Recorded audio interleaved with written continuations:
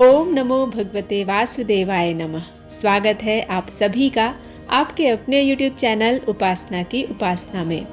आज की वीडियो में आप सुनेंगे ग्यारस माता की कथा।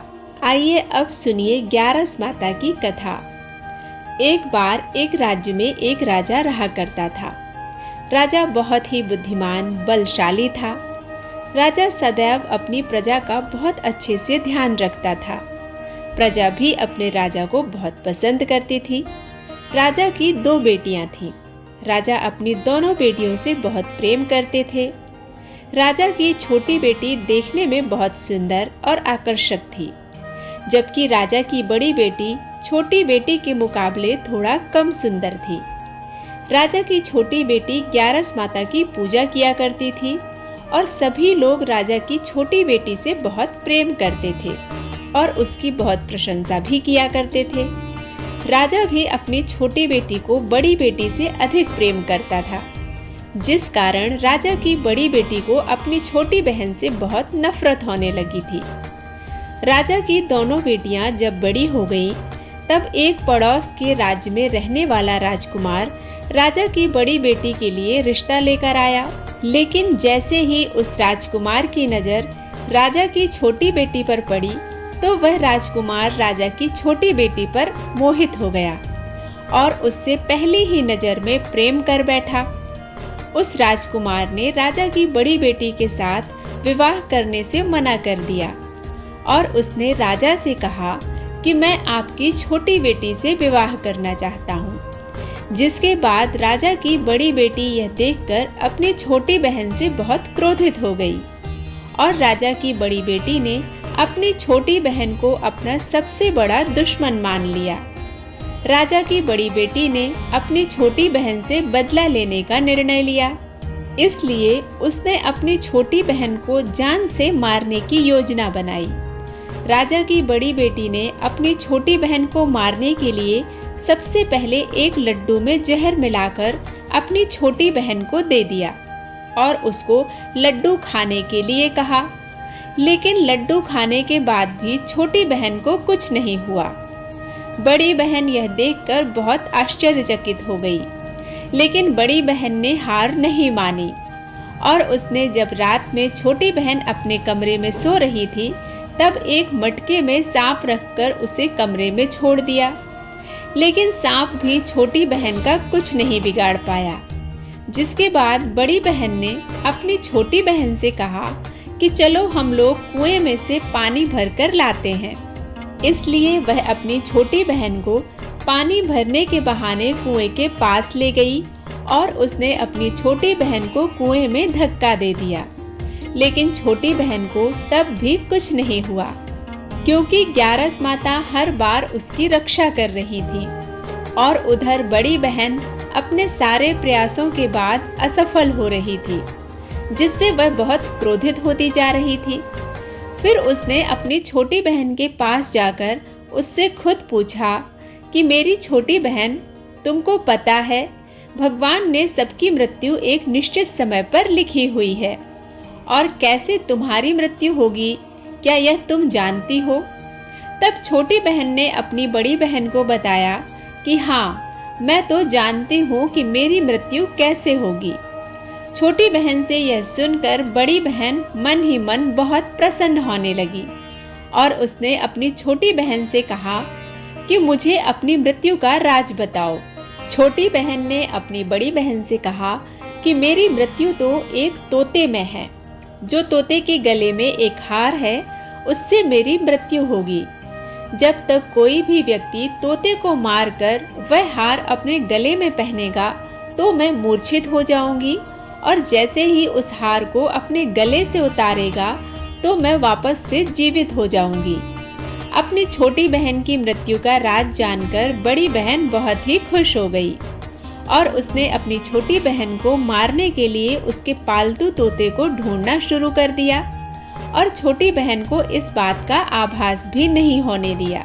लेकिन ग्यारस माता की कृपा से छोटी बहन को इस बात का आभास हो गया कि कोई उसकी जान लेना चाहता है। इस कारण वह अपने पिताजी के पास गई और उसने अपने पिताजी से कहा कि पिताजी, यदि मेरी मृत्यु हो जाती है तो मृत्यु के बाद आप मुझे जलाइएगा मत, बल्कि आप मुझे अपनी पुरानी वाली हवेली में एक पलंग पर लिटाकर छोड़ दीजिएगा। अपनी छोटी लड़की की यह बात सुनकर राजा बहुत आश्चर्यचकित हो गए। राजा ने अपनी छोटी बेटी से पूछा, बेटी तुम यह क्या कह रही हो? तब राजा की छोटी बेटी ने बताया, पिताजी समय किसी के लिए नहीं रुका है, कब क्या हो जाए किसी को कुछ भी पता नहीं है। और फिर राजा ने अपनी छोटी बेटी से कहा कि तुम ऐसी बातें क्यों कर रही हो? 2-3 दिन में तो तुम्हारा विवाह है। लेकिन छोटी बेटी ने अपने पिताजी को ऐसा करने पर मजबूर कर दिया और उनसे वचन ले लिया।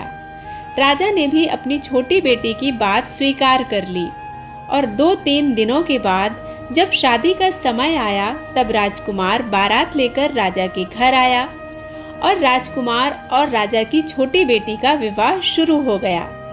जैसे ही राजा की छोटी बेटी राजकुमार के साथ फेरे लेना शुरू करती है तो उसकी बड़ी बहन अपनी छोटी बहन के कमरे में जाकर उसके तोते को पकड़ लेती है और उसको जान से मार देती है। तोते के गले में जो हार था उसको अपने गले में धारण कर लेती है। जैसे ही बड़ी बहन उस हार को अपने गले में धारण करती है तो उधर छोटी बहन 3.5 फेरे ही ले पाती है और वहीं पर बेहोश होकर गिर जाती है। अपनी छोटी बेटी की ऐसी हालत देखकर राजा ने बड़े बड़े वैद्य हकीमों को बुलवाया और अपनी छोटी बेटी का इलाज करने के लिए कहा। राजा की बात सुनकर वैद्य ने जैसे ही छोटी बेटी का परीक्षण किया तो राजा को बताया कि आपकी छोटी बेटी ना तो जीवित है और ना ही मरी हुई है। यह तो ऐसा पहली बार देख रहा हूँ। राजा ने वैद्य और हकीम को यह बात बाहर बताने से मना कर दिया और उनको कहा कि अगर तुमने यह बात किसी को बाहर बताई तो हम तुम्हें फांसी दे देंगे। राजा ने अपनी छोटी बेटी को पुराने महल में जाकर एक पलंग पर लिटा दिया और वहां पर कुछ सैनिकों को तैनात कर दिया। वापस अपने महल आ गया। राजा की बड़ी बेटी अपने पिताजी के पास आई और कहने लगी कि पिताजी, अगर यह शादी संपन्न नहीं हुई तो आपकी इज्जत का क्या होगा? आप कहें तो मैं आपकी इज्जत बचाने के लिए राजकुमार से शादी करने के लिए तैयार हूँ। इसके बाद राजा ने अपनी बड़ी बेटी की बात मान ली और राजा ने बड़ी बेटी को छोटी बेटी के कपड़े पहनाकर मंडप पर भेज दिया। लेकिन राजकुमार यह जान गया कि यह राजा की छोटी बेटी नहीं है, बल्कि यह राजा की बड़ी बेटी है। लेकिन जब राजकुमार ने शादी करने से मना किया तो सभी लोगों ने राजकुमार को विवश करके राजा की बड़ी बेटी से बचे हुए फेरों को संपन्न करा दिया और विवाह करवा दिया। जिसके बाद राजकुमार राजा की बड़ी बेटी को अपने महल ले गया। राजकुमार राजा की बड़ी बेटी से ना तो बात करता था, ना ही उसको पसंद करता था और ना ही उसके आसपास भटकता था। और राजकुमार ने यह फैसला किया था कि वह अपनी प्रेमिका को ढूंढ कर ही रहेगा और यह जानकर रहेगा कि उसके साथ हुआ क्या है। एक दिन राजकुमार अपने घोड़े पर सवार होकर राजा के पुराने महल के पास पहुंच गया, जहां पर उसने कुछ सैनिकों को देखा। महल के पास पहुंचकर राजकुमार ने जब महल को ध्यान से देखा तो वह समझ गया कि यह तो हमारे ससुर जी का महल है। तब राजकुमार ने सैनिकों से पूछा, तुम लोग यहाँ क्या कर रहे हो और इस महल के अंदर उस पलंग में कौन लेटा है? जिसके बाद सैनिकों ने बताया कि यहाँ पर राजा की छोटी बेटी लेटी है। यह सुनकर राजकुमार बहुत प्रसन्न हो गया और वह तुरंत अपनी प्रेमिका के पास पहुंच गया और उसकी सेवा करने लगा। जैसे ही रात हुई तो राजा की बेटी उठी और उठकर खड़ी हो गई। राजकुमार यह देखकर बहुत खुश हो गया और उसने अपनी प्रेमिका से पूछा कि तुम यहाँ पर क्या कर रही हो? तुम मेरे साथ मेरे घर चलो।